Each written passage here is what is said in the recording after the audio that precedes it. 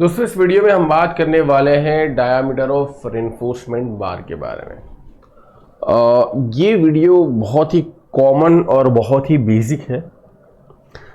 बहुत सारे फ्रेशर्स लोगों को नहीं पता होता कि कौन से रेनफोर्समेंट अवेलेबल होते हैं जनरली, और क्या ये रेनफोर्समेंट के डायामीटर का वेरिएशन स्ट्रक्चर के शेप की वजह से होता है या ये डायामीटर का वेरिएशन लोडिंग कंडीशन की वजह से होता है। ये सारी चीज़ें हम इसमें बहुत बेसिकली इंपॉर्टेंट वीडियो है।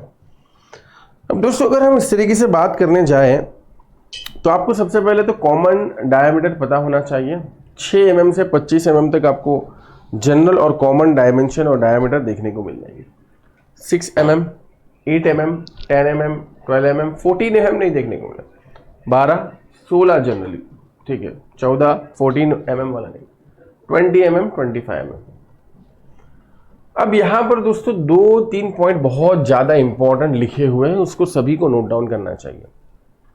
Steel bars does not vary according to the structure. अब यहां पर स्टील बार से क्या मतलब, डायामीटर ऑफ स्टील बार का मतलब है diameter of steel bar. They vary according to loading condition impose on the structure. Definitely है। आप अगर मेट्रो जो होती है उसका जब हम अंडरग्राउंड स्ट्रक्चर बनाते हैं वहाँ पर आपको काफ़ी बड़े डायमीटर के रेनफोर्समेंट देखने को मिलेंगे, और जो हम नॉर्मल स्ट्रक्चर बनाते हैं उसमें आपको पतले से पतले जो G+1 है ये वो, उसमें आपको 8 mm वाले डायमीटर देखने को मिलेंगे। कुछ लोग स्टीरप्स में उससे भी कम वाला इस्तेमाल करते हैं जो कि रिकमेंडेड नहीं है। तो यही है कि भाई वो डिपेंड करता है, क्योंकि भाई ऑब्वियस बात है कि जब हम मेट्रो वगैरह के प्रोजेक्ट करेंगे तो वहाँ पर ज़्यादा से ज़्यादा लोड होने की संभावना है। लेकिन जब आप नॉर्मल स्ट्रक्चर बना रहे हो, ग्राउंड फ्लोर बना रहे हो, ग्राउंड+1 बना रहे हो, तो उसमें इतना लोड आने की संभावना नहीं है। और वो स्ट्रक्चरल इंजीनियर कैलकुलेट करके रखता है कि कितना यहाँ पर लोड आ सकता है, उसके हिसाब से। Whatever the structure is, footing, raft, column, beam and slab, the most commonly used bars are available in the shelf at all time। आपको कभी भी मंगवाने हो सारी चीज़ें ऑलरेडी अवेलेबल होती है ऑल टाइम। और कौन से है भाई, वो जो हमेशा और ज़्यादातर तरीके से अवेलेबल होते हैं वो होते हैं 6 mm वाले, 8 mm वाले। यानी ऐसा कभी भी नहीं होगा कि मार्केट में ये रेनफोर्समेंट आपको ना मिले। ये रेनफोर्समेंट मार्केट में आपको हमेशा अवेलेबल मिलेंगे बहुत इजीली। ये मैं क्यों बता रहा हूँ, टेंशन लेने की नीड नहीं है आपको, है ना। बस वो डिस्ट्रीब्यूशन आपको कहाँ से लेना है, कहाँ से नहीं लेना है। और मैंने एक वीडियो ऑलरेडी बना दी जिसमें आपको चेक कैसे करना है वो भी बता दिया, है ना।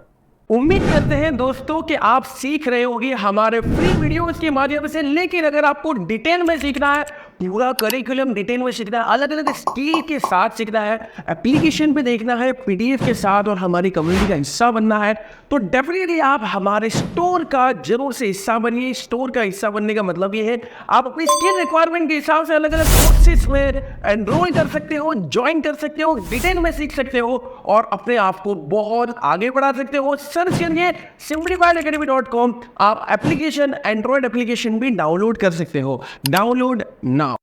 Only in some places 32 mm also available. Greater diameter like 64 mm and 120 mm has to be ordered specifically from steel plant for manufacture। उससे भी बड़ा है 64 mm, 128 mm ऐसे कुछ है, तो वो आपको स्पेशली ऑर्डर करनी पड़ेंगी। और हमारे साथ एक पर्सन जुड़े हुए थे, उनका मेट्रो रेल का प्रोजेक्ट था, यानी कि उनका मेट्रो रेल का जो प्रोजेक्ट था उसमें वो कवर ब्लॉक प्रोवाइड करते थे। क्या प्रोवाइड करते थे? Cover block. कंपनी है मेंटोन करके नाम है, तो स्पेसर्स वगैरह प्रोवाइड करते, स्पेसिफिकली मेट्रो के लिए बनाते हैं। ड्यूरेबिलिटी काफ़ी बढ़िया होती है ये। और एक पर्सन है जो सिर्फ और सिर्फ मेट्रो प्रोजेक्ट के लिए ही काम करते हैं।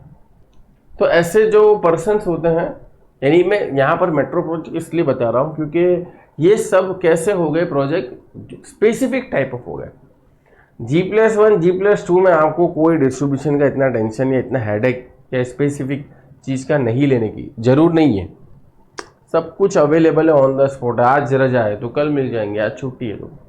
लेकिन ये सारी चीज़ें जब आप हैवी स्ट्रक्चर्स या खास करके इम्पोर्टेंट स्ट्रक्चर्स के साथ डील करते हो, जैसा कि डैम हो गया है ना, डैम हम बनाते हैं पानी का, फिर ये मेट्रो वगैरह के प्रोजेक्ट्स हो गए, कोई ऐसी हाई राइज स्पेसिफिक बिल्डिंग्स हो गई खास करके मुंबई वगैरह में काफ़ी लंबी, तो स्काई स्क्रैपर्स वगैरह है, वहाँ पर फिर आपको स्पेसिफिक टाइप के रेनफोर्समेंट की रिक्वायरमेंट होगी।